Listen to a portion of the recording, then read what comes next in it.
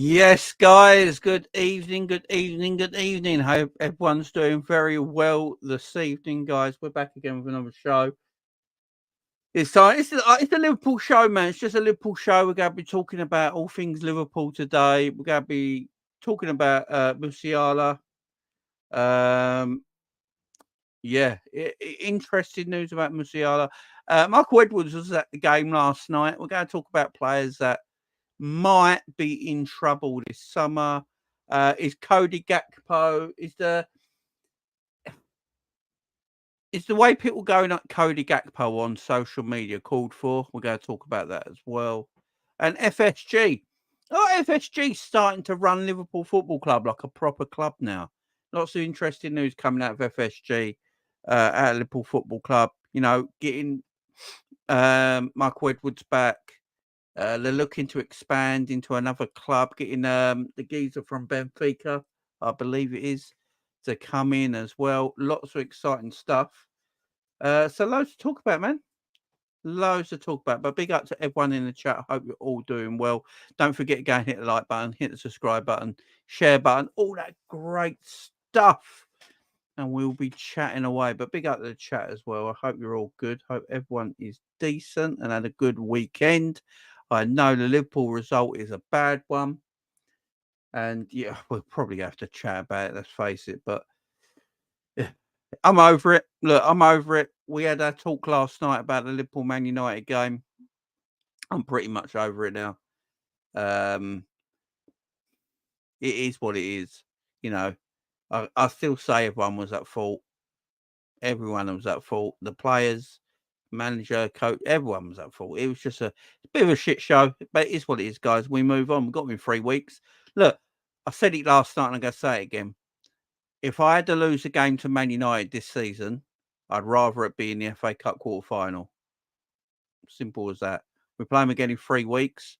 If you put a gun to my head and had to make me choose beating United in the FA Cup quarter final or beating United in the Premier League in 3 weeks, I'm choosing the Premier League game to win every single day of the week. So, yeah, I'm good. I'm good with it all now. But look, let's talk about Cody Gakpo first. Yeah, let's talk about Cody Gakpo first. So, you know, there's been a lot of abuse coming Cody Gakpo's way in recent weeks. Some of it I think is deserved, that he's the way he's playing. You know, we're allowed to criticise footballers as long as we're just criticising a footballer for being what he's doing on the pitch and not getting personal. I think it's totally fine. You know, I don't get personal remarks about footballers. That's that's not a critique, but we can critique the game. You know, we can critique what he's playing like at this moment in time, and the reason he's playing like this, guys. You know, the reason Cody Gakpo is playing like this. I said it yesterday, and I will keep by it. I think Cody Gakpo is a confidence player that's got zero confidence right now because he has no position in our team. No one knows where he plays, man. Like, literally no one knows where Cody Gakpo plays. He's the first player, I think, not the first, but there has been a few, that Jurgen Klopp and Pep Linders have bought with no idea what to do with him. And I stand by it. Luis Diaz, left winger. Mo Salah, move Mane out to the left wing so Mo Salah can play right wing. Bobby Firmino, straight down the middle. Jota, either left wing or striker. Darwin, striker, can swap to the left wing if Jota's playing. Them players all know their positions on the pitch and where they need to pick up and what they need to play. The one that's missing out on that, the one that's the odd man out, is Cody Gakpo. He's a left winger. We know the man's a left winger. That's where he plays. But in this team, I think he's hardly played left wing for Liverpool. He plays right wing. He plays up front. He plays in the number 8 position in midfield. He plays in the number 10 position. He's a bit all over the place. He's a man of many talents, but he's not a master of any. This is the issue with Cody at the moment. And I just feel like we need to keep playing Cody at left. Like, I look at the way Luis Diaz is playing right now, and I don't know why Luis Diaz is just allowed to keep his left wing position at this moment in time. Firstly, Luis Diaz is absolutely cooked at the moment. His legs are knackered. He's like a Duracell bunny for us. We wind him up and he just goes on the pitch and he plays constantly. But he looks tired and he's not really in great form. He's not like his form isn't, you can't say his form is good enough to keep Gakpo out of that left wing position. This is my issue with it. It's the same with Curtis Jones. People all thought, is Curtis Jones good enough? Is Curtis Jones good enough? You know, he plays in this position. He's playing left wing and things like this. And then he plays in his rightful position on the left side of a midfield. And he gets about 7 or 8 or 9 games in a row consistently. And then we all see how good of a player Curtis Jones is. I just feel like it's the same with Cody. But the problem with our forwards, it's different with our midfield. It's different with our midfield because our forwards are pretty much set, in my opinion. Salah starts if he's fit. I believe Darwin starts if he's fit. And I believe Jota starts if he's fit. And then Luis Diaz and Jota could swap. Gakpo is the only one I look at and go, he's not nailed down his position in the forward three. When Jota came to Liverpool, you got to remember what Jota did when he came to Liverpool.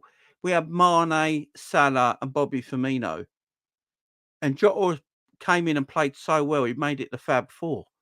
And Jota bullied his way in and started to take Bobby Firmino's position in the team. You know, he started to take Bobby Firmino's position in the team, and Jota sort of squeezed himself into that front three, and rightfully so. Gakpo's not really done that yet. He's not really made any effort at the moment to go, I should play in front of so-and-so. And like, it's just not working. And I don't know what it is. I don't know if it's Gakpo himself who's just not, maybe Gakpo's not a good enough forward. You know, maybe he's not a good enough forward. But I don't know how well Luis Diaz is playing to keep his spot right now. I really don't. Does Cody Gakpo score the chances that Luis Diaz has created and been given in the last few games? My opinion is yes, he does.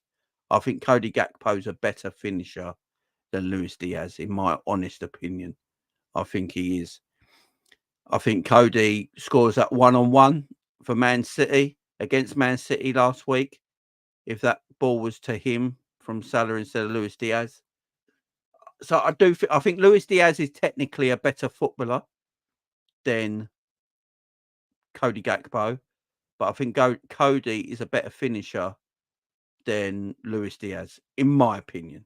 And that's my opinion. My other problem with Cody, my other problem with Cody is that he's 6'3", 6'4", and he plays like he's 5'4". He's not imposing enough. He's a big man. He needs to impose himself in the games more. He looks like he looks tiny when he plays, and he shouldn't be. He's 6'4", 6'3". He's a big lamp. He should look imposing. Look at Virgil when he's on the pitch. Virgil looks massive on the pitch. Absolutely massive. I swear you can see Virgil van Dijk from space. I'm telling you right now. You can see the Great Wall of China from space, and you can see Virgil van Dijk. The two things you can see from space. He just looks massive on the pitch, does Virgil. And you look at Gakpo. Gakpo's like the same height as Virgil. He's a unit, but he looks tiny on the pitch. He looks tiny on the pitch, and that's I don't know why. It's like he plays within himself. Maybe he plays within himself. I'm not sure, but Cody's got to do his own work as well. He can't rely on others to be. I just feel Cody's a better finisher than Luis Diaz, but Luis Diaz is a technically better footballer. And Cody himself has got to impose himself in games more. Jamie Carragher said it last night in a tweet. He said Cody looks like he plays the game in slow motion. And he's correct. Cody don't influence games enough. He doesn't impose himself on games. So I keep saying he's got a very long stride. So when Cody gets the ball, we've seen it ourselves. When Cody gets the ball in a deep position, he runs away from players at times because he's got that long stride. He imposes himself. If he did that more in a game, and he has got a good finish on him, he can finish. He puts that more to his game. He'd be a starter for us. But the problem is he don't do it. And that's on Cody as well. That is on Cody. Some of it as well, I think, is on the manager. I don't think Klopp knows where he plays.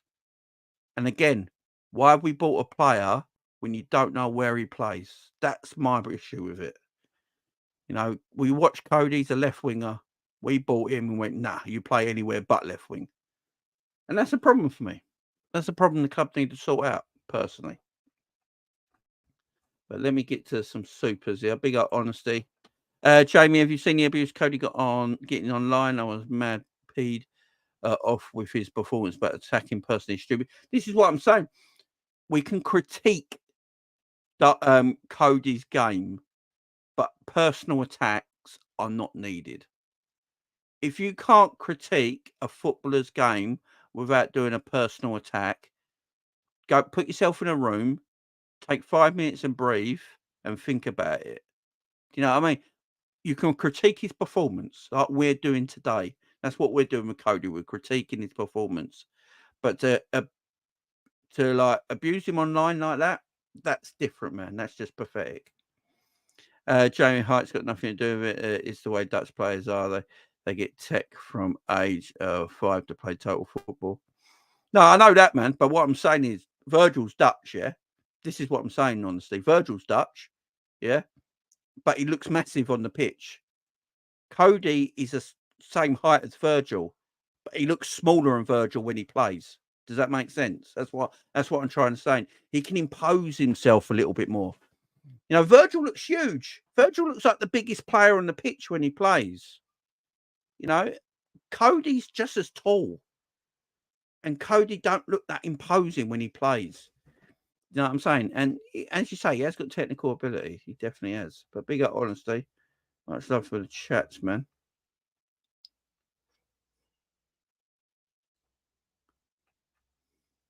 Big up Aaron in the house. How you doing, my man? Hope you're doing well. Hollywood Rock in the house. Modern day social media football fans put me off to sport. It's ridiculous. Tell me about it, man. Tell me about it. I was watching some yesterday, man. I was watching some channels last night. And the way some people talking about football is just ridiculous. It drives me mad. I'm all for banter. I'm all for banter because banter has to be in sport, yeah? You have to have banter with your mates about sport if they support other clubs. But the way people talk about football, I swear, I don't know what's happened to football YouTube. I really don't know what's happened to football YouTube. We've gone down a cycle now where we make up shit and we run with it. And I don't get why that's happening. I don't get it. We literally just make up crap and we run with it. Massive channels. I'm talking huge, like 400,000 or 500,000 subscribers. Just making up crap and running with it. And people just driving, you know, people just listen to it and go, oh my God, I've got to take more of this. I've got to take more of this. And I sit here perplexed. Really do. Perplexed. Big up everyone in chat. Like a personal attack and code will only serve to erode any confidence he has. Exactly. Jamie sounds like a West Ham supporter about sports Liverpool. Yeah, man. I live in southeast London. So yeah, I don't really live anywhere near West Ham. But yeah, I'm a London Southern Liverpool fan, but I have been since 1989, my friend. 42 years of age. Been watching them for time. Jamie, did you hear Gabriel was out for Arsenal? Is he? I did not hear that. Oh, no, I didn't hear that. Jamie, the trouble chief, could be up. I avoided all the channels. Jamie, I didn't want to see childish banter. It's just pathetic, man. It really is. It's really annoying, man. Only annoying thing is from that loss, people are acting like we've done. I know. There's certain fans out there that support Arsenal and things like that who haven't won a trophy yet. And they're sitting going mad, lapping it up that Liverpool lost to Man United in the FA Cup. And I'm sitting there last night going, you guys not even won anything yet. You've literally not won anything yet. Arsenal got a good chance of winning a double. They've also got a good chance of winning nothing. And that'll be another year that Arteta hasn't won a trophy. What you got to do about it? How much more money has Arteta got to spend and you guys not win anything? This is why people should leave things till the end of the season at times. Come with all your banter in May when the season finishes. Because Liverpool could still win the Premier League and can still win Europa League. They've got a Carabao Cup in the bag right now. If Liverpool don't win Europa League and don't win the Premier League, then they've only won one trophy. Then, yeah, in May you can go, look, what happened to this Liverpool? What happened? And we can have a chat. But till then, man, hush your gums. People got to hush their gums. You know what I'm saying?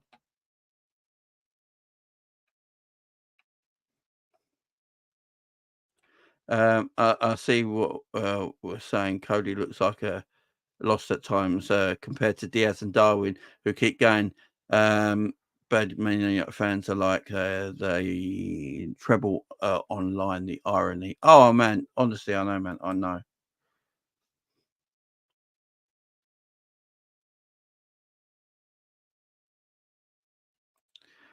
Jamie just let off steam on Klopp, FSG or Man United. You shouldn't tell fans what to think or do. I'm not telling any fan to think or do. What? Don't be a school teacher. No one like. I am literally not telling anyone what to do. Where am I telling people what to do? I just said I don't like a certain thing. I'm not telling people not to do it. I don't get that comment. Please, let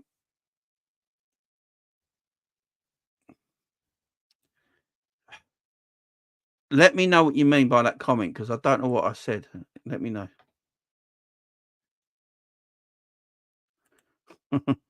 Big up from the road.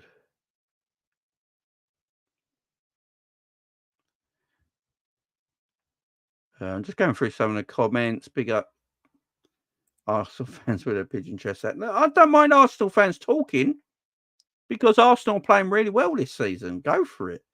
But wait till the end of the season to have your laugh. Now we went out the FA Cup. We actually knocked Arsenal out of the FA Cup with a depleted team. Leave it till the end of the season, then come. I take as a Liverpool fan, I take it all, man. I take it all. Come at me at the end of the season. Come at me at the end of the season with all your go for it. I will have to sit there and take it. No, I just have to sit there like that and take it all as a Liverpool fan. Yeah, you were right. Okay. Fair enough. We didn't. We only won the League Cup. Yeah, we were talking. We were singing. Come on, let me have it. Let me have it. Let me have. You know what I'm saying? That's you just have to do it, man. James double for Arsenal is guaranteed. Oh yeah, according to them. I know but we're not allowed to say anything. Liverpool fans get told we're too cocky. I heard this all last night. People going, Liverpool fans are too cocky. They say this about this player. They say that about this player. They say they go and win this. They go and win that. Yet Arsenal fans, all I ever hear is, we're going to destroy Bayern Munich. Bayern Munich's pretty much done. Who are we going to get in the semi-final? City or Real Madrid? Either of them. I fancy our chances. And then I look at the rest of the group, the rest of the qualifiers, and I'm like, this could be their first Champions League. The Premier League's already in the bag. It's just about finishing off the job. I'm been hearing all this, but Liverpool fans are not allowed to say anything. It's balmy. It's absolutely balmy, and I don't get it. Big up, my friend. Great content as per. Gakpo will be all right. New manager problem to deal with. Gakpo should be left wing more. Damn right, man. Damn right. Big up to you. Big up to you. Football talk these days are all about banter, banter, banter. Very few proper football conversations. Even Sky Speaks are guilty of it now. Overreacting to any small thing. It's always the way, man. It's always the way. It's just Sky Sports used to be the best thing 10, 15 years ago, you know, it used to be great, you know, proper pundits on there talking football. Now we've got pundits on there just having a laugh. We've got pundits on there making up words. Like Daniel Sturridge just making up words. I'm like, what am I listening to? This is not punditry. You're not even talking like, what is going on? What are these words you're saying? They're not real. What are we doing? Got Michael Richards and Roy Keane just having a laugh off, having a bromance. I'm like, is this football punditry? Because I'm paying a shitload of money for this, and all I'm hearing is laughter and made up words in football punditry. What is going on? Is it just bollocks? Football's dying. I'm telling you.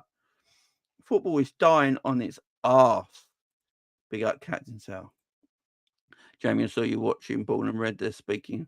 I love the Born and Red guy. The Red and Born guys. Is it Born and Red? Red and Born? I can't remember now. But I see him and all that. And yeah, they're great guys over there. Great guys. I love that channel.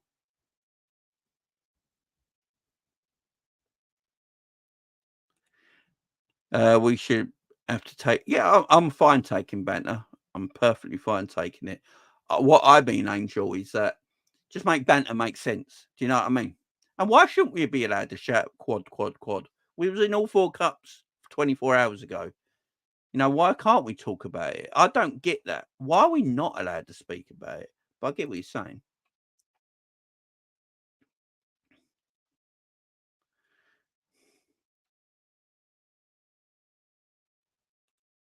Big up Jamie Pauls for taking it all. Big up Enz. How you doing, man? Hope you're doing good, my friend. Hope you're doing good. Guys, make sure you go and subscribe to my man's channel. Enz, I think. Enz, put your second channel in the link it in the chat, man, because I know you're going to be doing more work on your second channel now, man. So big up. You're still only our 3rd loss of the season. I don't know how upset of fans deal with it on a regular basis. Go again. Yeah, big up, man.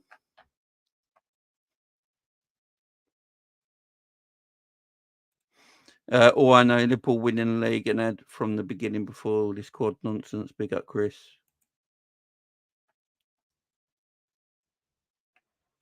Exactly, Jamie. They do exactly, Jamie. They do it the exact same. All fans do. What? All fans big up their club. What fan don't big up your football club?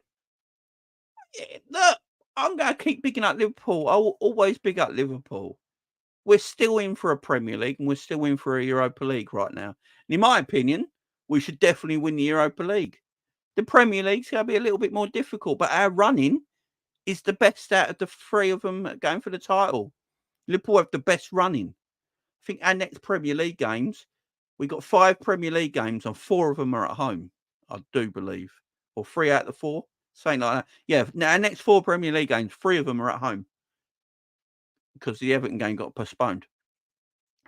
So why? And I think we've got Brighton, Sheffield United, Crystal Palace, Fulham, West Ham. If I told you guys we had these fixtures with a run into the Premier League and we're joint top of the league, you'd be snatching your hand off at them fixtures. Snatching your hand off. Yeah, definitely, Philip. Definitely.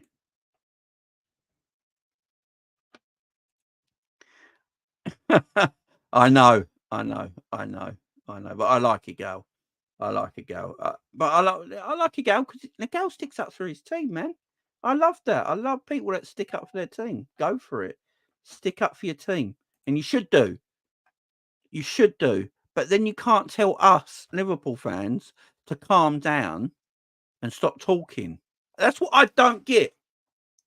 I'm all for Arsenal fans bigging up their side and saying 9 players in a Real Madrid Arsenal combined 11. Big up your team. But then the following week, if Liverpool lose, you can't tell Liverpool fans to shut up and stop talking. It makes no sense. You know what I mean? It makes no sense.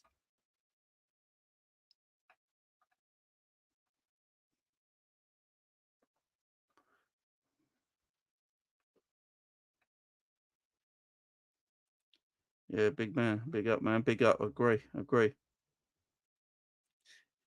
Yeah, fan channels are clear, I think, at the moment. Big honesty, another big super chat. Honestly, you're the man. What hurts me yesterday is seeing my little brother cry and almost having breathing problems, and I was scared because he's got a heart condition. It got something to do with the heart valve. I was panicking. Bloody hell, is he all right now? Honesty. Big up the super chat, man. I hope he's okay now, man. Much love to your little bro, yeah. Much love to your little bro. Hope he's doing well. Tell him I hope he's doing all right, man. Yeah, tell him I hope he's doing all right. Big up to you, my friend. Big up to you. You got Ant, how you doing, my friend? Evening, Jay. I hope you and your family good. Did you see the United fan calling it out? Let them have their moment, man. Let United have their moment. Look, yesterday was their cup final. They're loving life at the moment. I'm still loving life. As I look at it right now, Liverpool got a quarter final in Europa League against Atalanta, and in 2 weeks' time, on Easter Sunday, Liverpool play at home to Brighton. And if Liverpool win that game before the Arsenal City game kick off, Liverpool will be top of the Premier League, and Arsenal City, one of them, are going to drop points. So I'm living in a good world at the moment. Let everyone have their fun. Let everyone have their fun, as I say.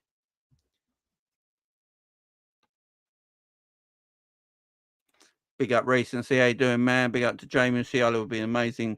Bellingham plan B. We'll go get the Musiala stuff, man, because I think it can happen.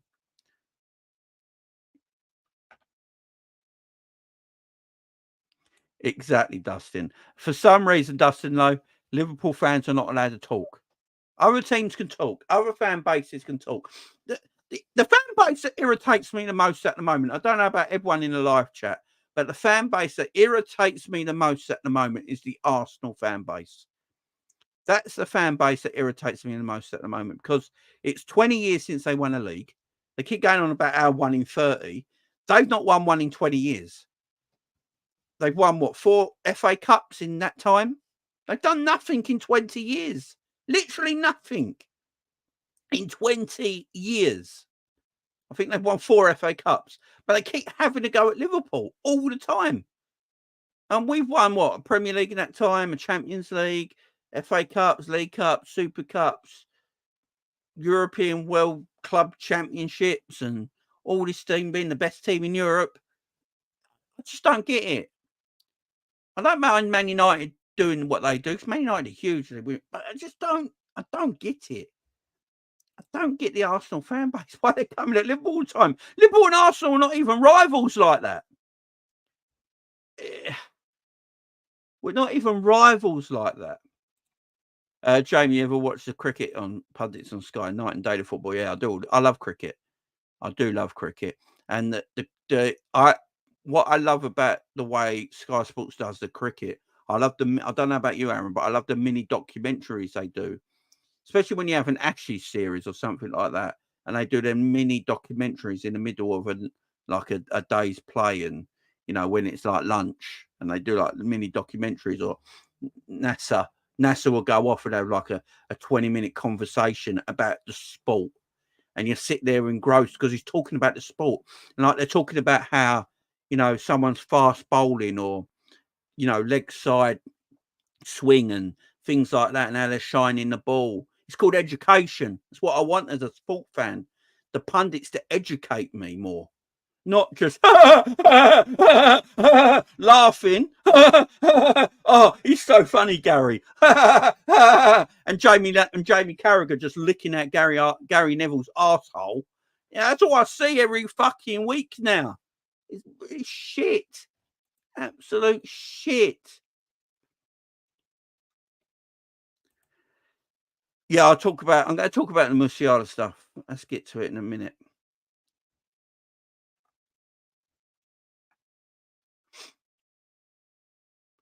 We got Uncle Albert in the chat.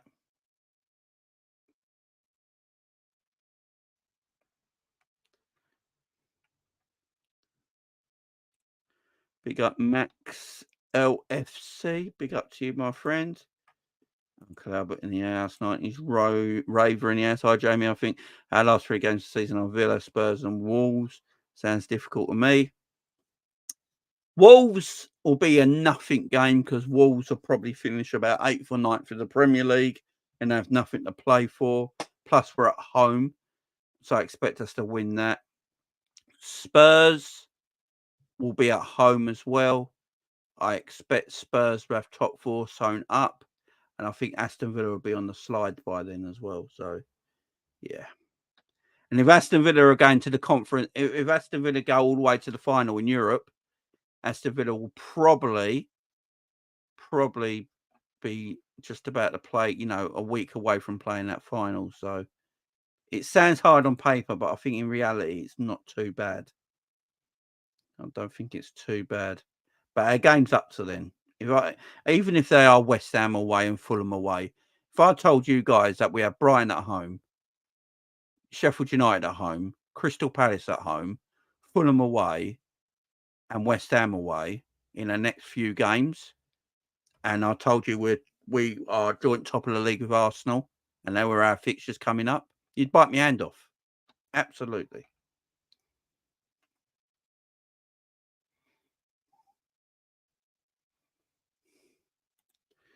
Yeah, exactly. Hopefully we have all our players back for the rest of the season. Yeah, exactly. So I believe news coming out of Liverpool is that Jota could be in training after the international break. I believe Jota's running now, just without a ball at the moment, but I believe he's doing outside work. So Jota could be back in training. I think Curtis Jones might be available to play against Brighton. Stefan Bajcetic will be in training after international break, according to Klopp. Trent could be in contention to play Brighton, but he'll definitely be back in training after the international break. Yeah, so and Allison as well. Having all them back fresh. They've been off for a while now, injured, so they've been resting, so they'll be fresh coming into this team. So we have a fresh Allison, a fresh Trent, a fresh Jota. Gravenberch is back in training now. Curtis Jones, and the players we've all got right now, keeping fit and healthy, can give it a right good go, man. Could give it a right good go. They certainly are, man. They certainly are.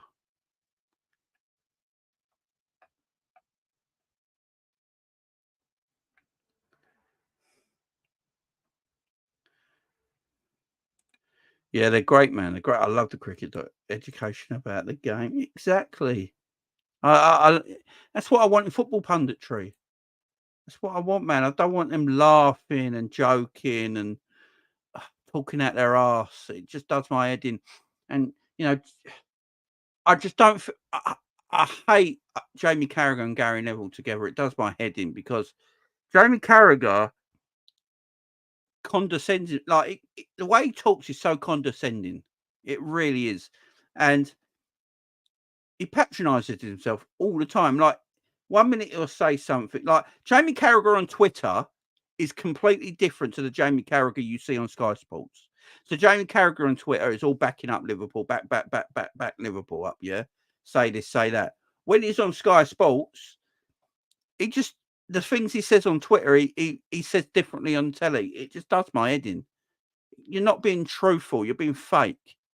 I'm sick of Micah Richards just laughing and joking about everything. I'm not paying for a comedian. If I'm paying for a comedian, I go and see Peter Kay or something like that. Not Micah Richards. Give me punditry about the game.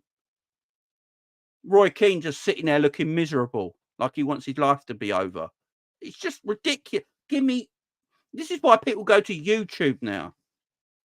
This is why people go to fan channels. So they can listen to what people actually talk about the game. Sit there and break the game down bit by bit. And they're not afraid to criticize players, criticize managers. They're not afraid to do it and talk about it properly. It drives my head. It does me nutting. It really does.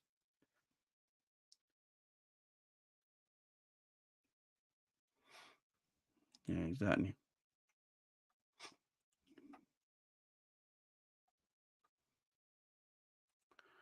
And going Brighton going to Nottingham Forest. Nottingham Forest been deducted 4 points. What's mad about it is Nottingham Forest got deducted 4 points, but They overspent double the amount of money that Everton did, and Everton got a 10-point deduction at the start. Makes no sense, does it? Makes no sense.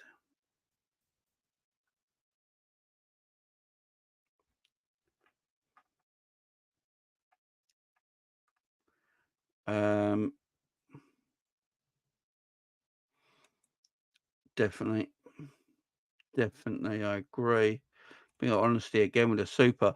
Forest got 4 points deducted, and Everton already got points deduction. I expect the book to be thrown at City. Otherwise, for me, the big clubs can get away with anything. I don't like it. Well, the Premier League are going to shoot themselves in the foot here. They deduct. So the Premier League, we know, deducted Everton before they went to appeal 10 Premier League points. They deducted them 10 Premier League points. On appeal, they got that deduction down to 6. Nottingham Forest, who overspent double the amount of money. I think Nottingham Forest overspent by 38 million. Everton overspent by 19 million. Yeah. But Nottingham Forest got deducted only 4 points. See, the Premier League there's no chance in hell that Man City are innocent of all 115 charges put against them. There's got to be some kind of deduction. There has to be. But if we come to the end of all this next season and we find out that Man City only get a 10-point deduction, the same as Everton, I think clubs will revolt. I think clubs will start to revolt and go against the Premier League. And my worry is that teams, all the big teams, eventually split away from the Premier League and make their own league. That's the worry for me with this FFP stuff. Because they're going to look at it and go, right, City just going to get away with it constantly. Nottingham Forest, the little teams can't play catch up. So Everton, Nottingham Forest, these little teams, they can't play catch up because the big teams are allowed to cheat and get away with it because they got the money to get the more expensive lawyers and find holes and all this sort of stuff and scenarios where they can get away with it. And the little teams can't afford that. So the little teams are never going to be able to catch up. They're never going to be able to catch up. And then the rest of the Premier League are going to look at it and go, right, this is a joke. It's an absolute joke. We can never compete with these big teams because they can afford to get away with it. And they're going to split away and make their own Premier League. They're going to split away, man. It's going to ruin English football. So they have to make sure, in my opinion, that if they find City guilty of anything, the correct punishment is served. It's as simple as that. Or we will have issues. We will. Neville is a better pundit than Carragher. I agree. Totally. Carragher, you wouldn't think was a Liverpool player, man. Oh, it's just mad, ain't it? It's mad. They are, aren't they? But we see right through it. That's the problem. We see right through it.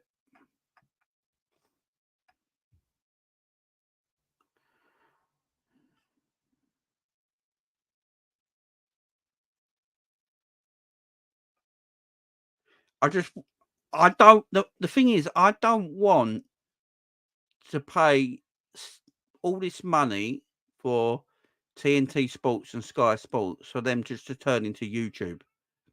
Because I can watch YouTube for free. So if I want to watch YouTube, I watch it for free, yeah? I don't want to watch paying 60 or 70 quid a month for a company that just wants to be like YouTube because they get the viewers. Let's get the young viewers that watch it. I don't want that. I want proper stuff.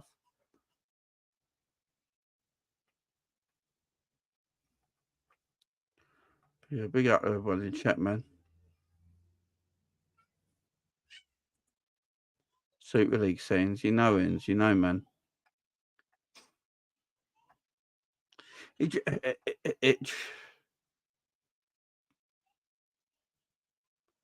Big up, man. Hope you're doing well.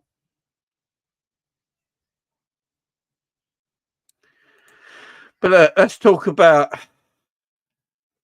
Musiala. So, rumours circulating online today that Michael Edwards apparently wants Musiala. Now,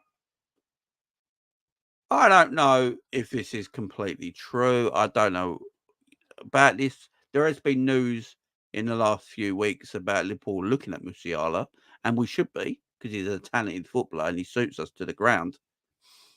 Obviously, there's a few issues here, the transfer fee and stuff like that.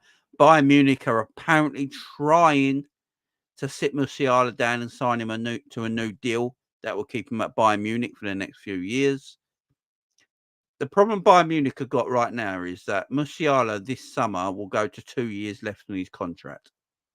So once this summer hits, Musiala will go down to 2 years left on his contract.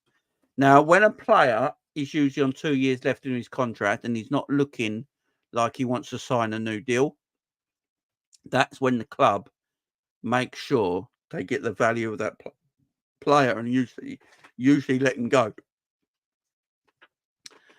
And with 2 years left in his deal, Musiala will probably be about £100 million transfer, in my opinion. So obviously, with Liverpool interested in Musiala and the £100 million thing, and everyone thinks that we can't go for him. I don't believe that. I literally think Liverpool can afford a Musiala if they really want to. They can afford Musiala. They went trying to get Casado. That didn't work. They tried to do it for Jurgen Klopp because they messed up on Bellingham. It was meant to be a sorry present, basically, but it didn't work. So money's there if they want to spend it. I also feel like Michael Edwards wouldn't have come back to the football club if him and his sporting director, which will probably be Richard Hughes, weren't allowed to do business. I just don't see him coming back. So I think there's money there to be spent in the summer. I also think we're going to sell a lot of players this summer. Be ready for it, guys. Be ready for it this summer. I think this might be the first summer where Liverpool sell quite a lot of players. Like proper selling.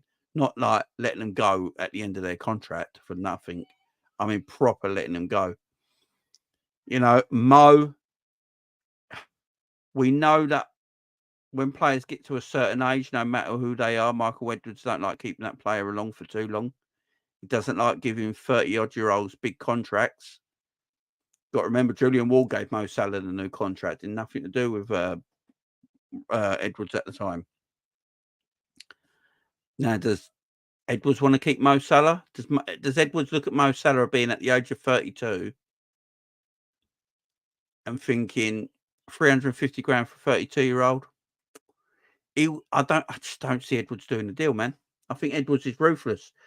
We know what the comments coming out from what's his name? Joyce the other day. Paul Joyce tweeted out the other day talking about it in the Times, I think he writes for, yeah. Basically saying that the reason FSG really love Michael Edwards is because he's not afraid to upset people. And he doesn't play anything with passion or anything like that. And if people need to be sold, he sells them. He doesn't mind. And that's what FSG like about him. He keeps emotions to the side. He doesn't make emotional transfers. People need to be sold, he'll sell them. And that's what they like about him. So he's a bit ruthless. And when we look at it this summer, he was at that game yesterday, Michael Edwards. Watching that game, he's probably thinking, right, I could probably get a bit of money for Luis Diaz. I could probably get a bit of money back from Luis Diaz. Because if we are in for Musiala, for me, Musiala plays left wing. That's where Musiala plays. But, you put him left wing, right? Musiala's the perfect replacement for me if we go to buy anyone. They go. I just feel like there's going to be a lot of selling. I think we're personally going to make a lot of money in sales this summer to rejuvenate the squad. Certain players are going to be looked at. I think Robbo's going to be looked at. I think Diaz is going to be looked at. I think Cody Gakpo is going to be looked at. And I honestly believe Mo Salah's going to be looked at. I think Trent and Virgil signed new deals, in my honest opinion. I don't see Virgil van Dijk going anywhere. Don't see Trent going anywhere. I think they signed new deals. I think Virgil van Dijk might even become a highest earner at the football club if Mo Salah leaves the football club. I think Virgil will then go on to be our highest earner by a comfortable way. I think Alisson stays as well. I think Alisson signed a new contract not long back, so he's got a few years left on that yet as well. So I don't see Alisson going anywhere. Salah, Diaz, Gakpo, Robbo. I look at them and I think they could be in trouble this summer from the axe, from Michael Edwards with probably Richard Hughes as the sporting director, them getting together.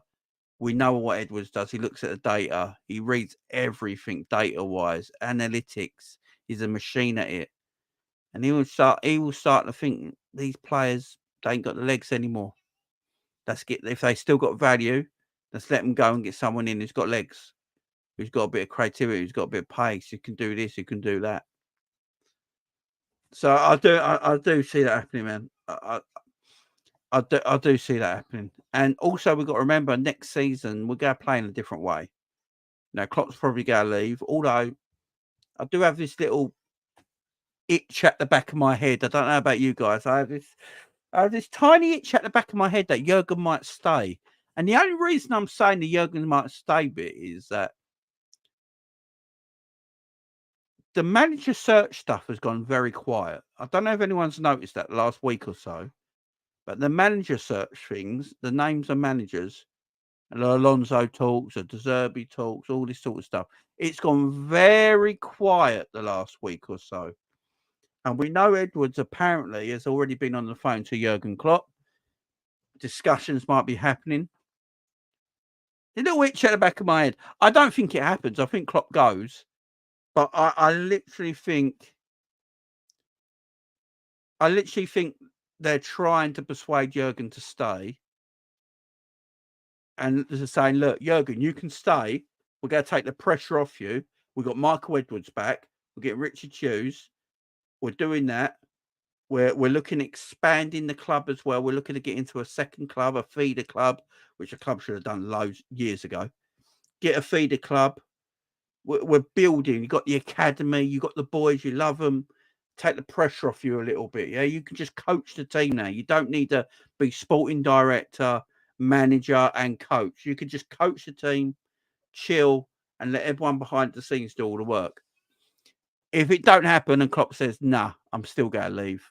I don't, I'm done," then Liverpool, I think, will put on their search. It's just that everything's gone very quiet. It's just gone very, very quiet.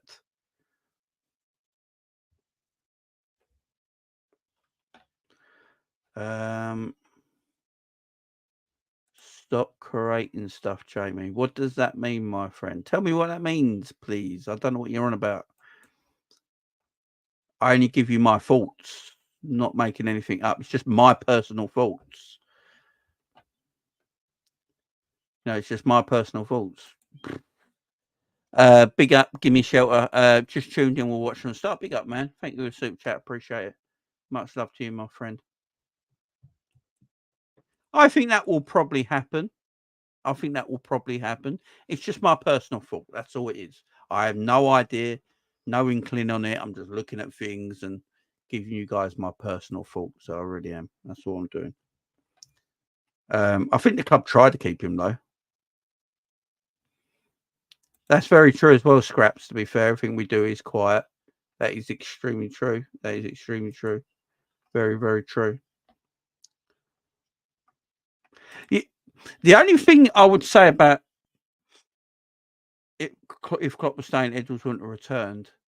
The only difference I will say is that Edwards is now Klopp's boss. That's the only difference now. Klopp has to answer to Edwards, not the other way around anymore. That's all I'm saying there. He's basically an executive now. He works for FSG. He's Jurgen's boss. So he'll have more power than Jurgen in a way.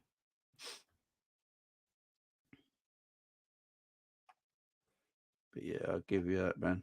I doubt Edwards would come out. Klopp was leaving. I get that. I get that. But as everyone said, we do work in quietness. You know what I mean? We do work in quietness. We work in the dark. I'm prepared to dream.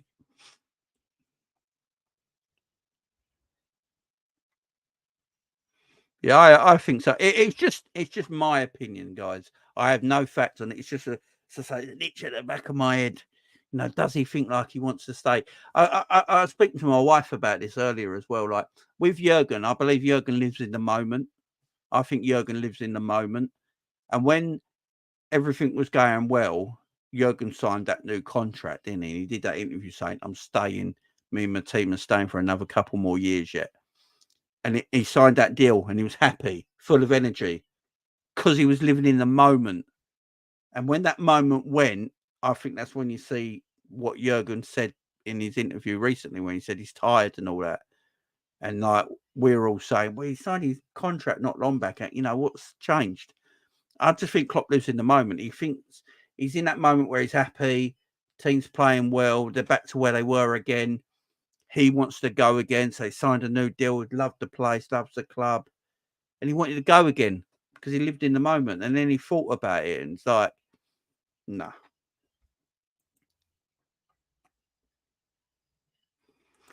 Nothing gets not announced by the end of the season. It might be a slight possibility. Look, it wouldn't shock me if we came to the end of April and Jurgen goes, I've changed my mind. It wouldn't shock me. Also, I do think the new manager needs to be announced before the end of the season. It needs to be announced. It needs to be done. You know, when Man City got Pep Guardiola in and everyone knew it, and then they announced it towards the end of the season that Pep was going to join Man City, and then City fans like enjoyed their summer knowing that Pep was joining. I think that needs to happen for Liverpool. I don't think Liverpool can end the season and go into the summer with the Euros and the Olympics still not knowing if we've got a manager, because that's when all the teams are going to be active. They're going to be look. No, we need to do our transfer work in the summer. Contracts, transfer, everything needs to happen in this summer window. So the manager has to be in place.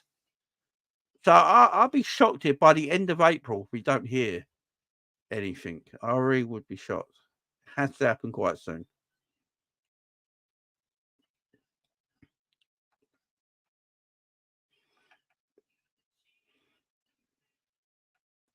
Yeah.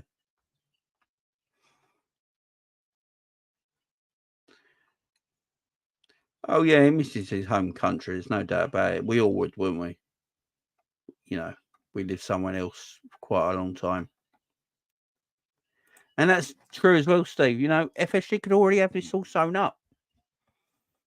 You know, big guarantee there. Guarantee Edwards will get the players in knowing a manager has been sorted out. This is the thing as well. When FSG and Michael Edwards had that interview and he flew to Boston, like Michael Edwards literally flew to Boston to have this job interview. He must have been told reassurances because he knows, like we all knew at the time, that Jurgen was leaving. So he knew Jurgen Klopp won't go big there. He knew that what Jurgen Klopp has built at Liverpool and the job in hand that Liverpool got to do after Jurgen leaves. So he must have had some reassurances of managers that they're looking at, because it's up to him and Richard Hughes to get the right people in, the right manager in, and the right players in for the future of the club. So you might have an inkling. You might be right, man. You might be right.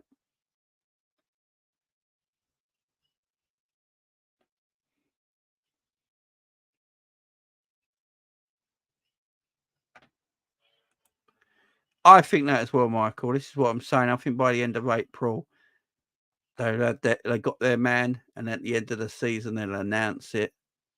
They'll announce it that so and so is taking over, because the problem is you can't announce it if you don't have to say so from the manager with the club he's at already. So say it is Xabi Alonso, Liverpool announced, right, Xabi Alonso's going to be Liverpool's new manager, but Xabi Alonso and Bayer Leverkusen haven't mentioned anything yet. Then Bayer Leverkusen are going to be pissed and go, hey, why are you mentioning it now?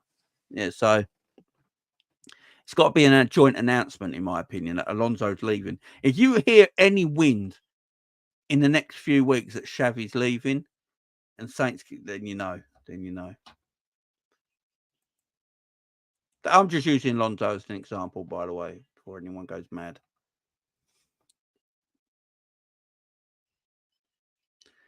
If West Ham beat Locals, then we'll know. Yeah. Yeah, I just don't want it going into the summer because we know what the bloody everyone's like. They go mad. So some more news, guys. Some more news. So news coming from Fabrizio Romano this afternoon is that Darwin Nunez will not be part of the Uruguay squad for the upcoming games due to physical issues. Understand he has no serious injury, but Darwin already suffered problems in the last week and will recover in Liverpool in the next 10 games. So what do we think of that, guys? What do we think of that? You know, it was Darwin said he felt a bit of a hammy last night. Is it the right for me? It's the right thing to do. I don't think Mo Salah's going out with Egypt, is he? If Mo Salah's staying in Liverpool, Darwin's staying in Liverpool. We got to hear about Luis Diaz yet. We know Trent's not going international duty. Curtis ain't going anywhere. Jota ain't going anywhere. So none of these guys are going international duty, and then they all should be back after the international week is over. Could be interesting, man. I actually rate it, man. Diaz and Kanate are going. Kanate's a young man. I'm all right with that. But Darwin's staying. Allison won't be going either. That's a great point as well. No Allison going. He's staying in Liverpool. Yeah, Gakpo seems all right.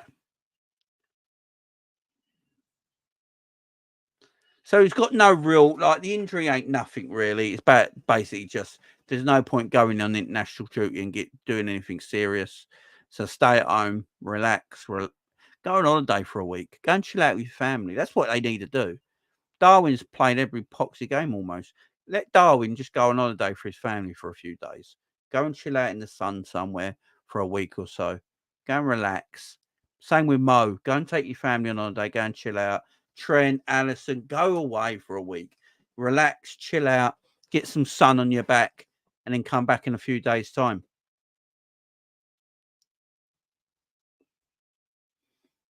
I think Kanate has Kanate gone or has he stayed? Because I know Kanate's got an injury. Did Kanate go? I'm not sure in the Kanate situation. If anyone knows, let me know in the chat. But I'm not sure in the Kanate situation. Yeah, Mez. I think that's definitely. I think that's what. Yeah, Mez, you might be right. I think Klopp's saying they're injured, so they don't go to the national duty. You're probably right there. You're probably right. It's something we wanted our team to do for a time now. Yeah, he's gone, has he? He's staying. Yeah, he's gone. Kanate's gone. Yeah, there you go. He's in the French squad. So obviously, Kanate's hamstring injury ain't too bad. Makes me wonder why he didn't play now. If I don't, these injuries, man. He is in the French squad. If Kanate plays for France in their first international game this week, why wouldn't he have played the weekend?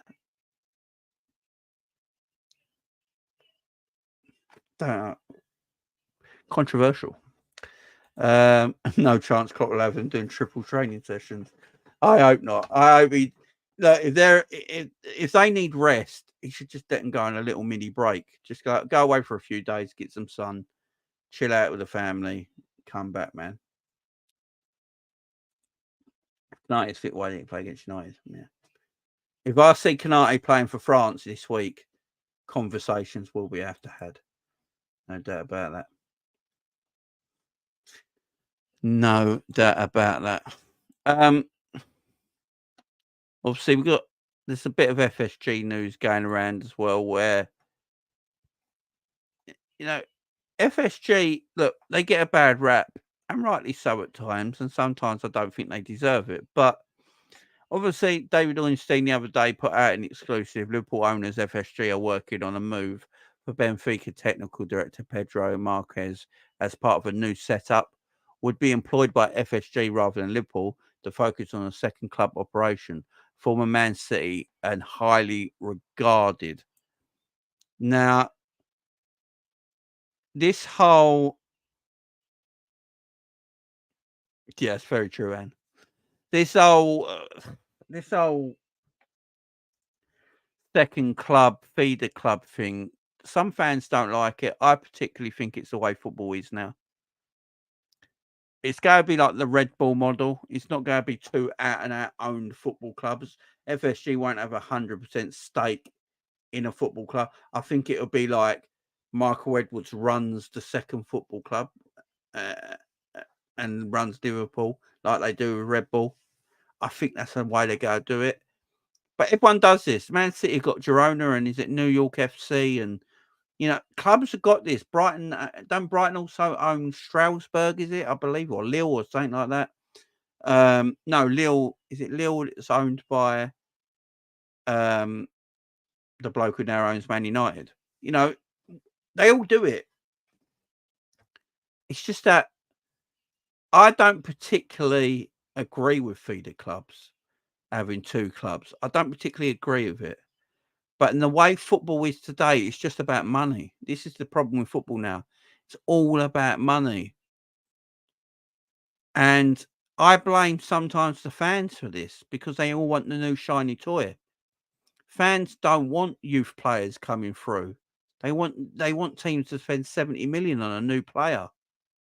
It's what fans want. And it's not just Liverpool fans, it's fans in football general. And it's the way it is now in football. We all want the new 70, 80 million pound player. We don't want to see academy players. I do. I love academy players. I love old school football values. For me, old school football values holds dear to me. I hate the way football is now. It makes me fall out of love with football because everyone just wants money, money, money, money, money. So all it's about. And it's about how much you earn and how much you spend. That's all I ever see in football now. How much you earn and how much you spend, complete over and over and over and over again. And I don't particularly like it, but it's the world we live in now. And if it's the world we live in now, Liverpool got to be part of that world. They just do. They're too much of a big club. They just got to be part of that world. City are doing it. United are doing it. Chelsea are doing it. You just got to do it. You got to be in Brighton, epoxy doing it. It's the way in the world. We might as well do it as well. I don't like it personally, but I've got old football values, man. I've got old football values. This is what I would rather Liverpool did. I'd rather Liverpool put money into someone like Tranmere, on the Wirral. Not, a team around the area. Put some money into like Tranmere or something like that, help them out a little bit. That's what I'd rather them did. But that's the old football fan in me, man. I understand the feeder club thing in football today. And everyone's so money obsessed. So money obsessed, it's unreal. Now, it's almost like trophies mean less than who you're buying in the summer. Does anyone ever feel that? Like, it doesn't matter if you win trophies, it matters who you buy in the summer. Like, Arsenal fans, if they don't win the Premier League, they'll probably say they had a good season still. Finished second, but no trophies. But we bought Declan Rice for 100 million.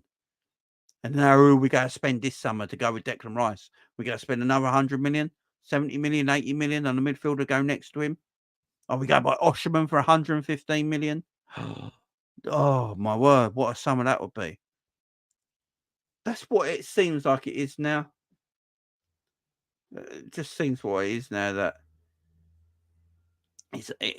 it's about what you spend. If you look at Sky Sport, if you look at media and social media and media outlets like TNT Sport and Sky Sports dedicate days and days for transfer news. If you look at actual news that they produce on football, it's nothing. If you look at transfer news, it takes over the world. They have days for it.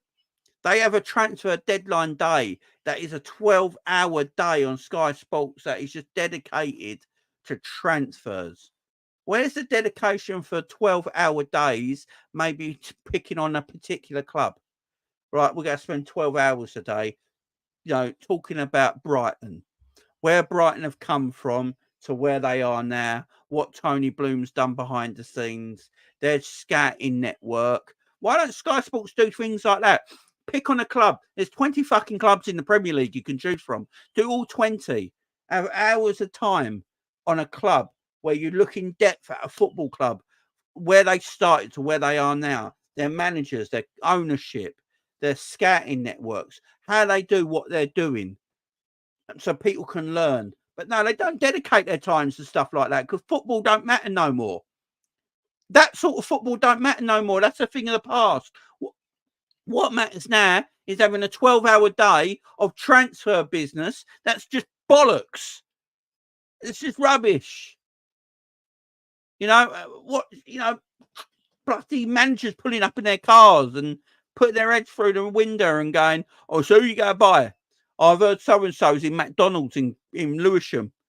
Is that true?" And it's like, I don't care. I don't care, man.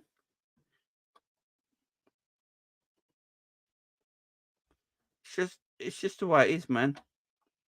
And then people complain when they get, Nottingham Forest and Everton have got points deductions. Yeah, I blame Sky Sports for it. I blame the media for it. I blame you all. We can't have footballers. We can't have football teams no more being football teams. Self-sustained football. You can't be self-sustained anymore. You can't be a self-sustained football club anymore because you go out of business. It's wrong. You got teams in the Championship now that are richer than top Italian teams in Serie A. You got that's mad. And managers don't get a chance no more. They get sacked after 15 games because Bristol Rovers have got money to spend. Did Bristol Rovers break the Championship record once on a transfer? Like 10 or 15 million quid, if I remember rightly, a few years back. A manager can't go to Bristol Rovers now and give 4 to 5 to 7 years to build that club. Right, you're off. Fuck off. It's just I hate football. I really do. It pees me off, man. It really pees me off. Oh, I'm with you on that, Steve. I'm with you on that. And the corruption in football is just mad now as well. The corruption in football is just, it's just mad.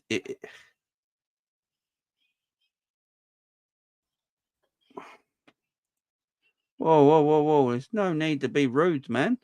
It's not even about money, Jamie, you old fool. Whoa. There's no need to be rude around here. I might be a football romantic. You can't call me names. It's about the boys' club and corruption. Henry's just a filler. He was hired by RBS for a punching bag from Man United club. What? Jamie, it's just a filler. He was hired by RBS to be a punching bag for Man United's boys' club.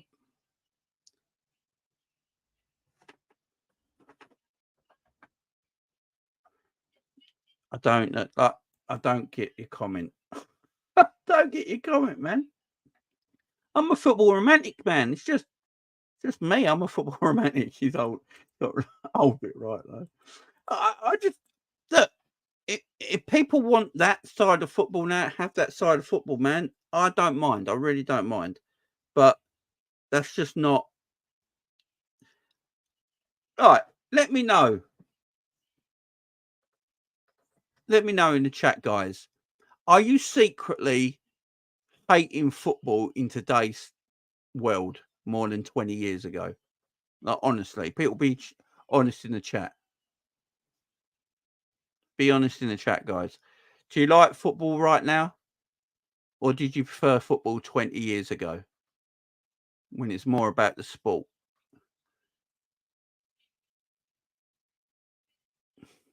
There you go. There you go. There you go. That's fair enough. That's fair enough. It's just not. I will never fall out of love with Liverpool Football Club, and I'll always watch Liverpool Football Club. But I don't know about you guys. I used to watch a lot of football. If Liverpool weren't playing, I weren't bothered. I'd just go and watch a football game. Yeah, I don't feel like watching other football matches no more if Liverpool ain't playing. I never used to feel like that. You know, whatever game used to be on, it could be the worst Super Sunday game, and I'd sit there and watch it because it's football. Do you know what made? Do you know what gave me a bit of passion, guys? What got my passion back on the weekend was the Coventry Wolves game. I absolutely loved the Coventry Wolves game. It was old school. It was football at its beautifulest. You know, Wolves, a Premier League team, a good Premier League team. You know, I've got back in the game and I 2-1 up against Coventry and trying to see the game out and maybe nick a third. And then Coventry win that game with minutes to spare in injury time. That was beautiful. And now they get the chance to go to Wembley to play in a semi-final against Manchester United. That's what football's about. That's beautiful. That's beautiful, man. And I loved that. I got into it as well, man. I got really into it. I got off my sofa and just started doing this and cheering for Coventry when they got the winner. I couldn't believe it. The wife was on the phone at the time. I was like, they did it. They did it. I was up. I was like, oh, man, it was, I loved it. Loved it.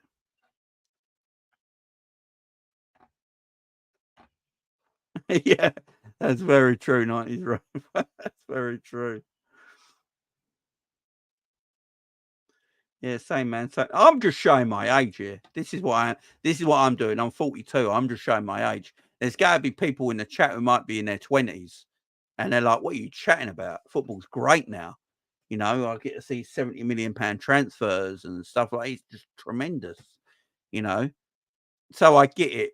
There's got to be this age thing where people are going to be, you know, if you're in your 20s, you know nothing like today. You know, this is everything you see today. I grew up as a teenager without internet. There was no such thing as the internet when I was a teenager. Nothing. The two things I used to do as a kid was knock down ginger and playing football in the park. That's what my entertainment was as a child. No internet, man. No internet. Until dial-up came. And then when you had dial-up, you couldn't even make a phone call. You couldn't make an emergency call because someone would be on the internet on the dial-up.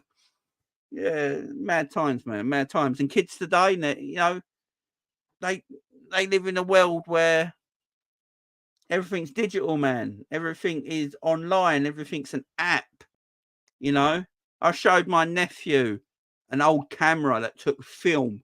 Yeah, an old camera that took film. He didn't know what it was. Thought I was joking.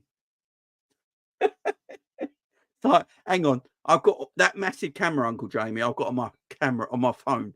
I know, but look at the joy of it. It's beautiful. What are we chatting? Yeah,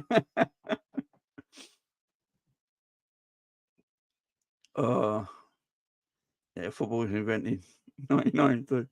Jamie, you old fart. I know. I used to get the mitre football. Tell me, guys, when you were kids, did you always get the white mitre football? The old Premier League white mitre football. I miss that. Bring back the old original white mitre Premier League football or the Barclays Premiership football back in the day. I used to love that thing. It's just white. No, just one logo on it, mitre. And the Premier League logo would be on it, and the rest of the ball would just be white. Bring back them days, man. Bring back them days. Bring back them days, man. I love it. That dial-up tone, can never forget it, man. That is mad. Yes, man. Delta, yes. Yeah, the old balls are heavy as well. Do you ever play with them? I've got to watch how I say this. I was about to say, did you ever play with them balls in the winter? Big balls. But them footballs in the winter, when you used to play them old mitre footballs in the winter, and you're just wearing your shorts and you got a ball smacked on your leg, it hurt like hell. It hurt like hell. You actually had to get attention. I need to be subbed. I need to go off. They call it like Jamie's been hitting the leg with a mitre football in, and it's -3. Yeah, get him off. Probably need surgery. You know what I mean? They weren't good times, man. They weren't good times. You'd go home. Your mum would be like, "What the hell is that on your leg?" And you got the mitre imprint on your thigh. Oh, I played football earlier, mum. Yeah. Oh man.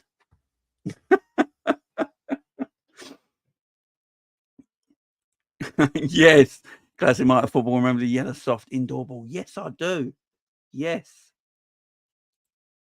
And you got knocked out just headering the ball. Yeah, that's when I boom. Oh. The Nokia 3310 Snake. Yeah, sitting there. What is it? 3 and 6, weren't it? Was left and right. You had to press 3 and 6 to go left and right. And was it 2 and 8 to go up and down? Oh, beautiful times. Beautiful times. Do you remember back in the day, though, when you watched football back in the day, the early 90s and all that? And you know when people kick a ball now and it moves everywhere? You know, they might take a shot from 30 yards and the ball just like moves everywhere because they're so light. Back in the day, that ball stayed hit. Back in the day, if you hit a ball from 20 yards, that ball just stayed straight and it stayed hit. Man, they were mad. Absolutely mad. Puma Kings. Yeah, man. The golden shin pads. Yes. The massive shin pads that went from your ankle to your knee. Yeah, man. We're just having we've gone right off topic. Right off. Yeah, Roberto Carlos, good curler, mate. It's very true. The plastic orange mitre ones at school in the winter. Yeah, yes. Yes, the Cody knows, see. Cody knows. Painful, man. Painful. You'd have to be subbed. The Renford rejects. Do you remember the Renford rejects? Oh my word. Yeah, talk about the Queen's nose now, yeah. And what's the other one? The Worst Witch and the Demon Headmaster. Liverpool is interested in it's Marlon and Kimmich apparently only wants City or Liverpool.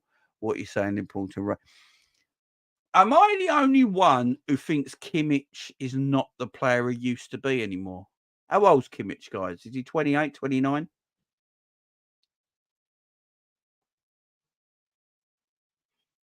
How old is Kimmich? 28, 29? I don't think Kimmich is the player he once was. If I'm going to buy anyone in the Bundesliga, it'd be Musiala. I wouldn't buy Kimmich, personally. The Marlon one, I said this months ago. Liverpool were looking at him. I think he's a proper Mark Woodward signing as well. I ain't going to lie. Noah says, used to play as a football in the 80s, football Adidas Bologna, hard for, but 2 boots always end up in fights. I'm older than you, Jamie. I'm older fool than you, laugh out loud. Big up, Noah, man. Big up, Noah. Big up to us oldies, eh? Big up to us oldies. Let's stick together, yeah? Let's stick together. Baker Grove. Yeah, man. Yeah. Yes. Right. Who remembers the Hurricanes? Before we carry on here, I just need to ask, does anyone remember the Hurricanes, that animated football cartoon that used to be on Friday afternoons when you got home from school? The Hurricanes. Oh, great, man. Great. Big up Bobby Munchkins. Jamie, after yesterday's loss, it hurts me so much to see a lot of fans arguing against each other. Man United fans are over celebrating a win. Why does Liverpool always do this to us fans? Bobby, I'm with you, man. We do things the hard way, man. As to men and motors, yes. I do remember it. John Barnes, Diodora boots, man.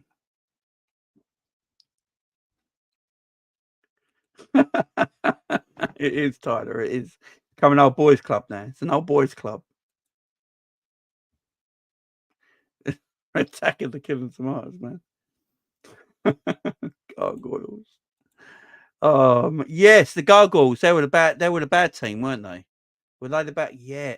See, look, we're doing things now. Who remembers going round the twist? Yes, Kathy. Was that round the twist? Was that set in the lighthouse in Australia? Wasn't it an Australian program set in a lighthouse? Well, they lived in the lighthouse, going round the twist. When you're going round. Yes. The cake scene in Under Siege. Is that the woman in that used to be in Baywatch, didn't she? If I remember rightly. And if I remember rightly, she's the one who got ate by the shark off the surfboard, wasn't it? Yeah, I'm with you. Pinky and Packy in black and white. Big old Jason. Euro trashing in bed. Early nights. Eyes emoji. No, Michael. Oh man. Yeah, that's the one. Yeah, like so, yeah. We're going down memory lane now. Demon is Master, man. The Animaniacs. Yeah, man. Muppet Babies, Heart Attack. Yeah, man. It was just big up Doug in the chat as well. How you doing, Doug? Oh man, we've gone off a tangent. It's meant we're talking about Liverpool and we've gone on to bloody 90s and 80s pop culture. But why not? Why not? It's better than talking about Man United, I suppose. Why not talk about a bit of pop culture? But we were talking about FSG and all that. I'll have to do that in another show now. Emmanuel in Space, Channel 5. Oh, fuck's sake. Emmanuel in Space. Weren't there a load of them films? There was tons of them movies. Emmanuel in Space, load. Jesus Christ. Check cable box or television and channel. No. To me, to you. 80s dudes know we didn't have It's so true, man. Grange Hill. Grange Hill was set in Liverpool as well. Big up Grange Hill. Big up Grange Hill. Yeah, man, it's turned into that, Doug. It's turned into some 80s, 90s pop culture. Oh my god, yeah, Grange Hill, man. Grange Hill set in Liverpool, man.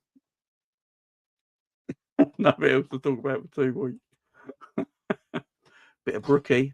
Knight Rider. Knight Rider was amazing. Do you know the first ever episode of Knight Rider? Does anyone ever remember the first ever episode of Knight Rider? Knight Rider.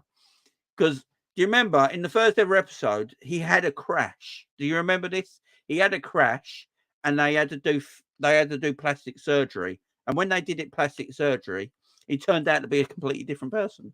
He became the Hoff. Because it was a different actor at the beginning. In the first episode, he got a crash. They redesigned him, and he turned out to be the Hoff. It's amazing. It's amazing. Knight Rider rules, man. Sadiq in the house. How you doing, my man? How you doing? Sadiq, that picture, man. Look at that picture on Sadiq there, man. It's like a headshot. Sadiq's modelling, man. That's a proper headshot there, Sadiq. I see ya. Yeah, he had a facelift. So yes, I knew I was right. And he turned out to be the Hoff. And we all like, yeah. This is beautiful. It's so shit, it's good. Airwolf, yeah, I remember Airwolf. Is that the one in the helicopter? Oh, and the song was quality, man. 18, can't beat the 18. Be the same pet, yeah. Street Hawk, yeah. Was Street Hawk the one on the motorbike in the opening credits when he jumped out on the motorbike in the opening credits? Was that Street Hawk? I'm trying to remember. Because I used to sit there on Sundays and watch A-Teams, Airwolf, and I can't remember. It might be Airwolf that I'm thinking about. When the opening credits is on his motorbike and he jumps out this building in the credits, and he lands perfectly. And he keeps going. Is that the credits to one of them? I can't remember. I can never remember it. What's underneath that trap door? Thundercats is the greatest show of all time. I don't care what anyone says. Why there haven't been a Thundercats film yet, I don't know. Big up gang of deep rivals praying for our downfall. They are, man. They are, man. The rivals will be rivals, man. I said this earlier in the show. I said this earlier on the show with when talking about rivals. Let them talk. Let's see what happens in May. That's all I'm going to say. Let's see what happens in May. But big up gang of deep. How you doing, well, man?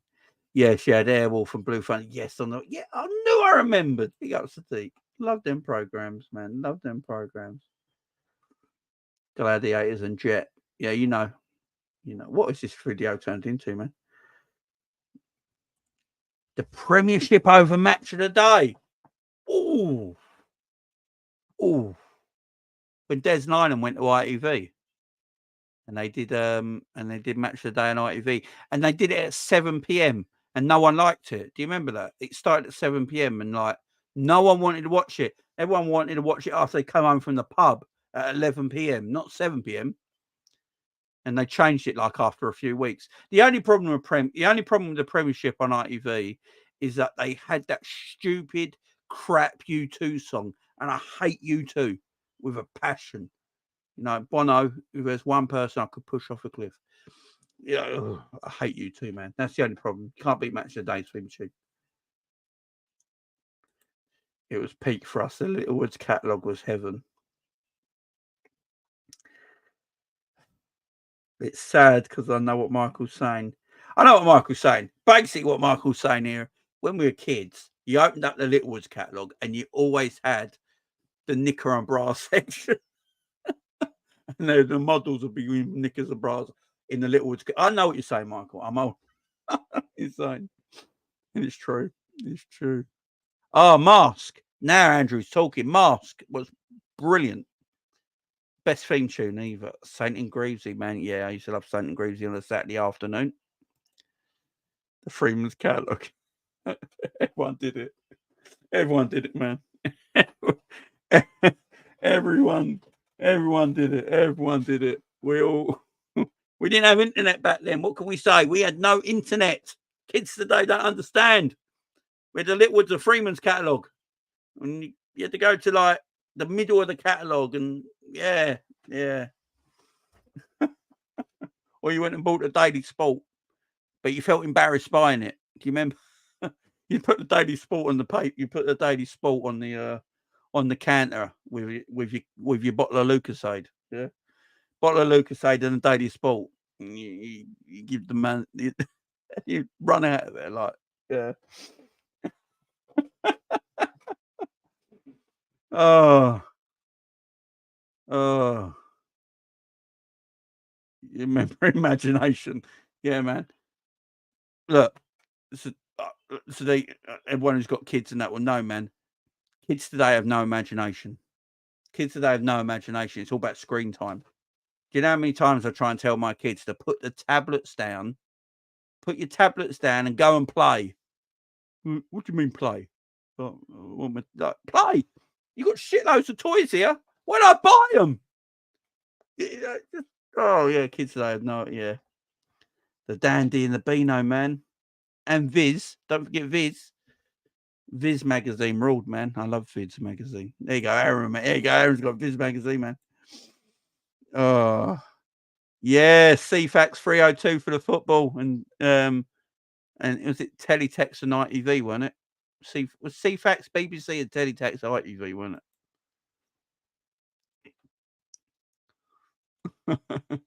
Yeah, it couldn't beat Dandy and the Beano. Does anyone know that they've changed the Beano now? You know, what's the kids in it called? Oh, what's that gang called in the Beano? The group of kids, that gang. I can't remember what they're called now. And you had Fatty and Spotty and all that. Well, because of PC correction now, they've had to change their names, ain't they? They're called like Burton, something like that now. It's ridiculous. Fat slags.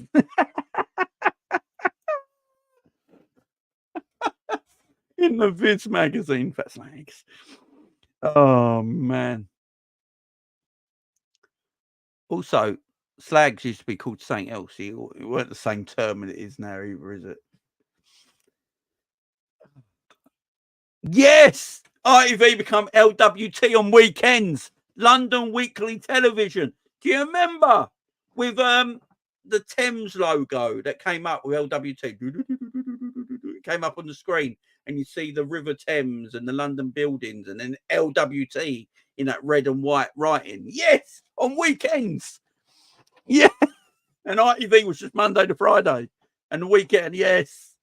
What are we doing here? This is better than football talk, ain't it? Let's face it. This is far better. Anyone who's joined, big up to everyone subscribing, big up for everyone joining. The first hour of the show was all football talk. It was Liverpool talk. We spoke beautifully about Liverpool in the first hour. This last half hour, we've just gone to pop culture. 80s and 90s pop culture, man. It's great. Oh, man. The Fond starring Henry Winkler. Sid the Sexist. Oh, God. The Garbage Pail Kids, yes. It was a card game, weren't it? And then they made the film, didn't they? And then they made the toys. It was the toys first, weren't it? No. Is that the Cabbage Patch Kids? The Cabbage Patch Kids were the toys that were born from a cabbage, weren't they? The kid was born from a cabbage. Serious stuff. And then the Garbage Pail Kids were them like snotty one, the spotty one with a pus. Yeah, I remember. Yeah, I remember Nightmare. That was a great game. That was a great show. Nightmare was awesome. When they had to put the Viking helmet over their eyes, their mates had to tell them what way to go. And it's like playing a computer game. Ahead of its time, man. Ahead of its time. TFI Fridays. Yes. Yeah, I used to love that, man. With Chris Evans. Yeah, man.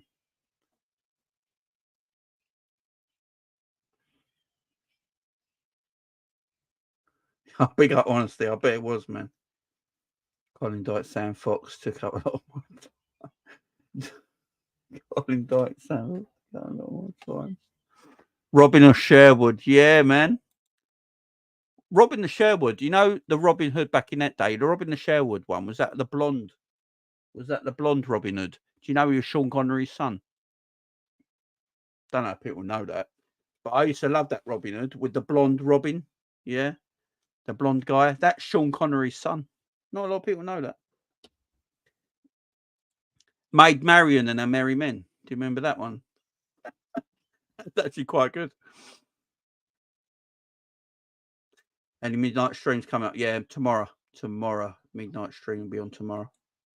Quantum Leap. I was never a Quantum Leap fan. Never a Quantum Leap fan. Tis was. Peter, I'm not that old. That's the 70s shows, man. Dungeons and Dragons was great. Spoiler for anyone who's not watched Dungeons and Dragons, they never got home. For anyone who's never watched it, it's a big spoiler. It was an 80s show, for goodness sake. But yeah, they never got home. Just to let everyone know, they never got home. Fort Boyard, yeah, Fort Boyard, man. The Bash Street Kids, there you go. Yes, that's it. Yeah, they were great, man. They changed all the characters now. Yeah, you can't have them there.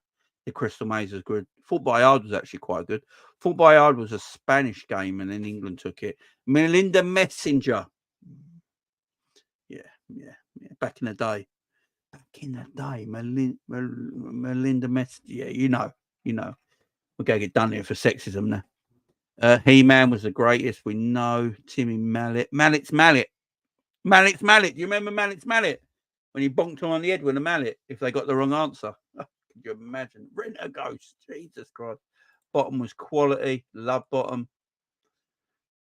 Yeah, Krypton Factor. Awesome show. How many game shows do you know where they've got to do a maths question, build something in an amount of time, and then do an SAS training at the end of it without breaking their body in half? Yeah, Krypton Factor ruled, man. Robin Hood's the Robin bastard. It's only a game show. Yes, big break, man. Bar show, Football Manager. Yeah. Big Breakfast was quality. Terrible, man.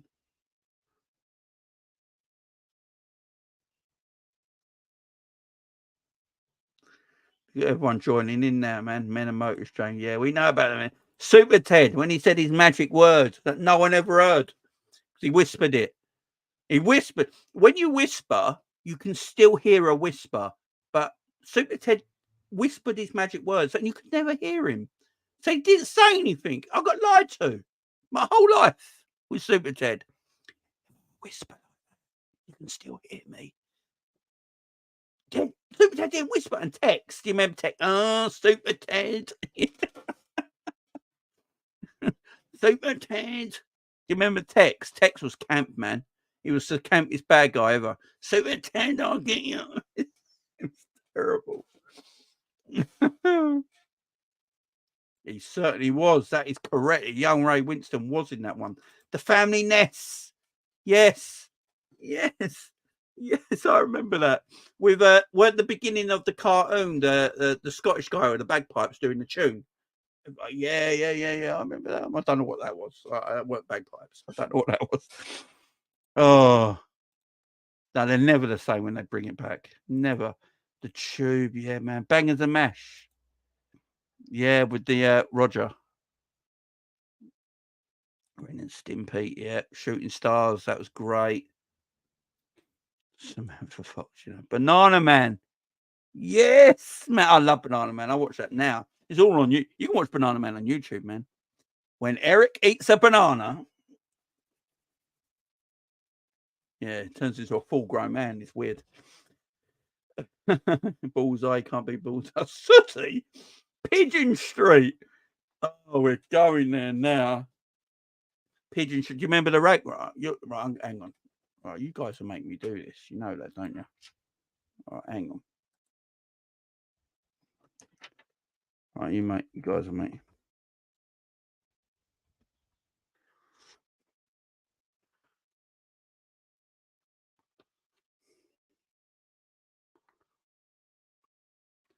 Right, hang on.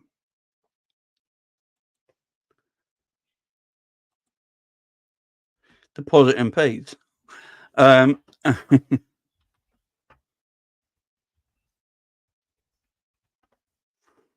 Right.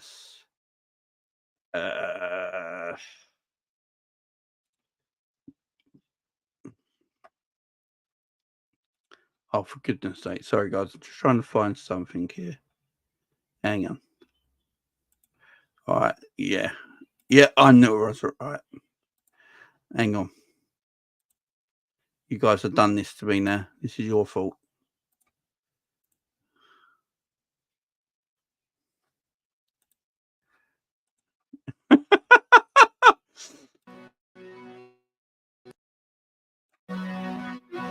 Like two loaves on his bagpipes, wild up with an angus, watch those loaves go floating across the waves. Ferociousness appeared at once and grabbed an old dog for lunch. For the family nest is not too far behind. Forty nephews over him, turned upside down and life back in. And the beautiful loveliness shows she's the kids and kind. Eyewitness comes up for him and taking notes without a care. Returns with a crunch and a bunch and a bunch of family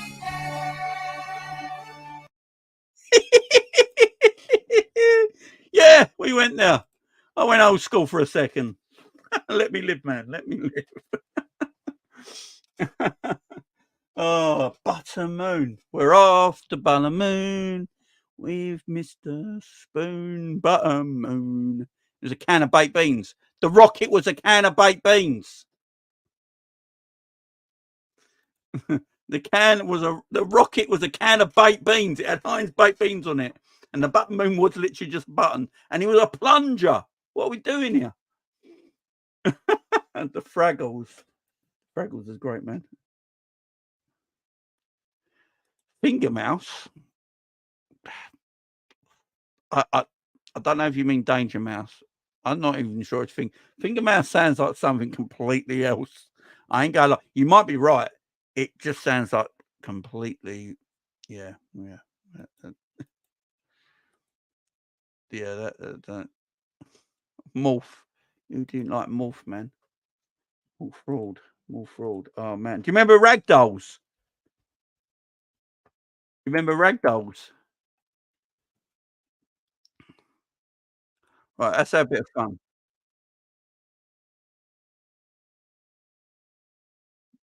Right here.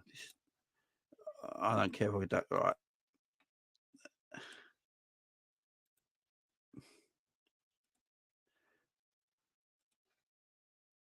This is legendary. I don't care what anyone says.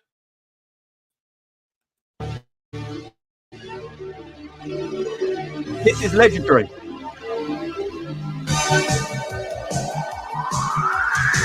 Masked crusaders working overtime, fighting crime, secret raiders who will neutralize soon as they arrive. The tracker's gonna leave a mission. Oh, yes. And Spectrum's got such supervision. Is the mighty power that can save the day. No one knows what lies behind the man's charade.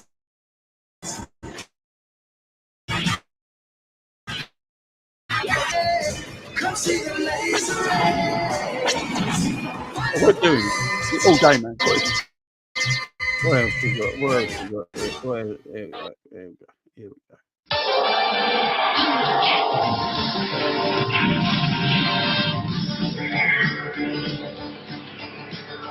By the way, how good was the music back in the day for kids' cartoons?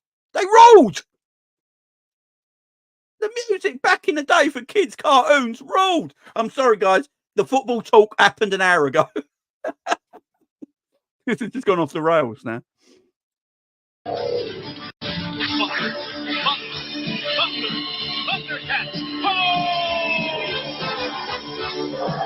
I love it. People are getting in their recommendations now. I'm not a DJ. Or the planets. Go and get that on. Big up Sadiq with a super chat, man. Big up Sadiq. City of Gold as well. Yeah, let's do it. Yeah. Somewhere.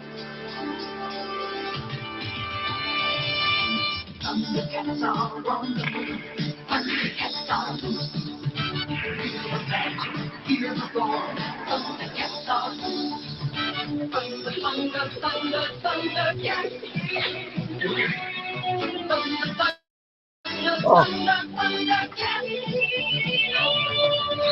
Right. I'm going to talk to the men only here.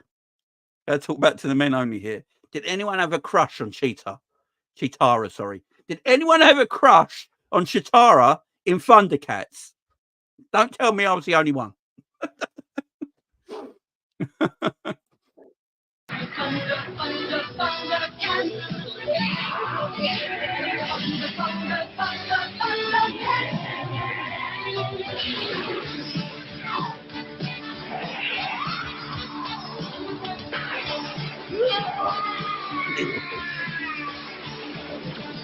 Yeah, I knew you all did. Yeah, I knew it. Knew you all did.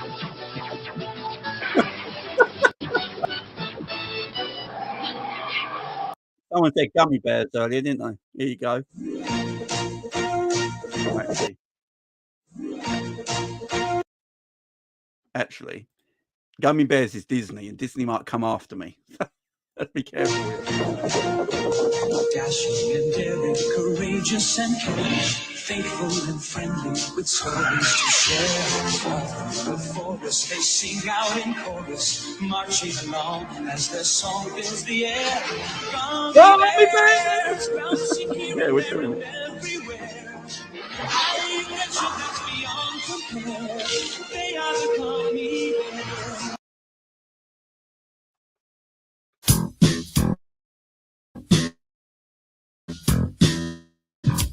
Life is like a hurricane here in Duckburg. Race cars, lasers, aeroplanes. It's a duck blur. Might solve a mystery or rewrite history. DuckTales, every day there I can mention DuckTales. Tales of daring, good, bad, and good luck. What's behind you? There's a stranger out to find you. What to do? Just Derek is late to the party. Derek, we did actually talk about football. I ain't gonna lie. We did talk about football. He just went off on a tangent. Yeah. We've gone off on a tangent. But we did actually talk about football. I do promise.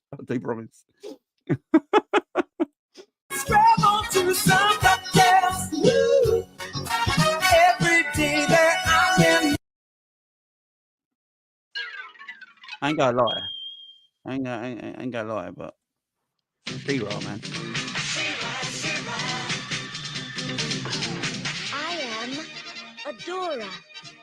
Yes, you are. Sister, Yes, you are. defender of the Crystal Castle. What are we doing, man? This is Spirit, my beloved steed.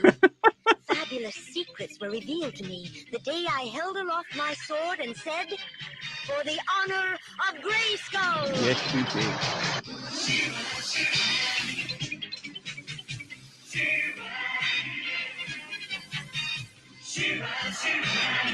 I am She-Ra. I saw on there a minute ago.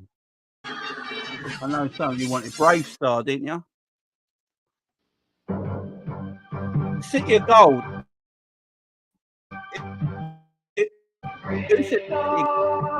Brave Star.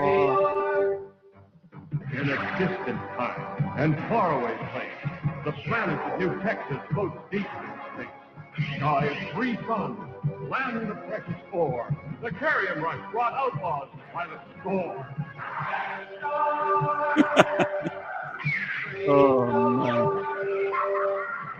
And one day, a lawman appeared, with powers of hawk, wolf, puma, and bear. Protector of peace, mystic man from afar, champion of justice, Brave Star. Brave Star. Brave Star. Brave Star. Brave Star.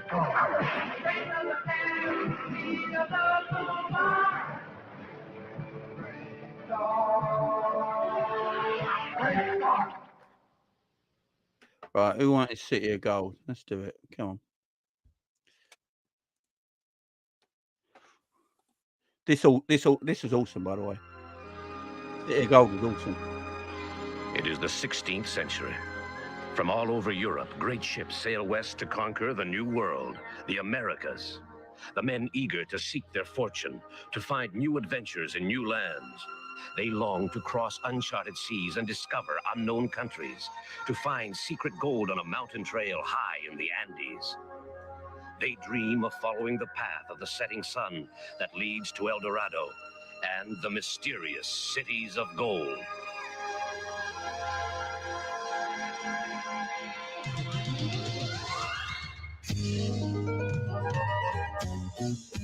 Children of the sun, see your time has just begun. Searching for your ways through adventures every day and night. With the condor in flight, with all your friends in tow, you search for the cities of Oh, yeah.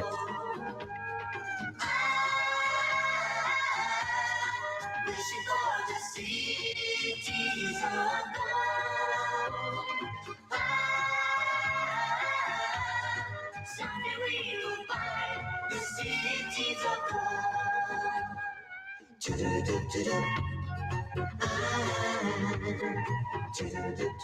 Cities of gold. Cities of gold. Oh, shoot. Look at the quality. Look at the production. Beautiful.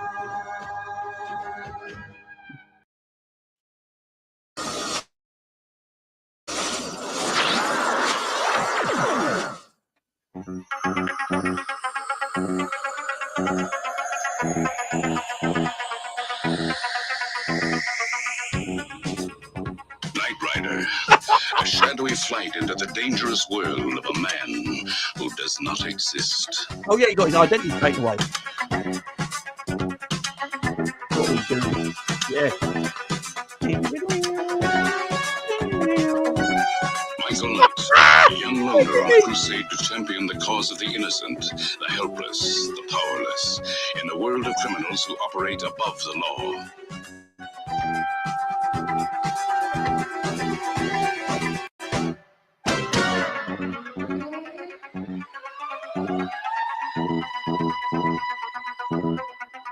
Oh.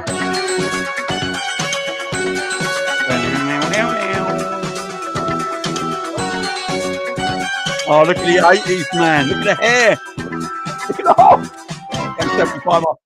Don't go too fast, Mike. Don't go 75 miles an hour now. Don't you dare go 75 miles an hour. Jesus.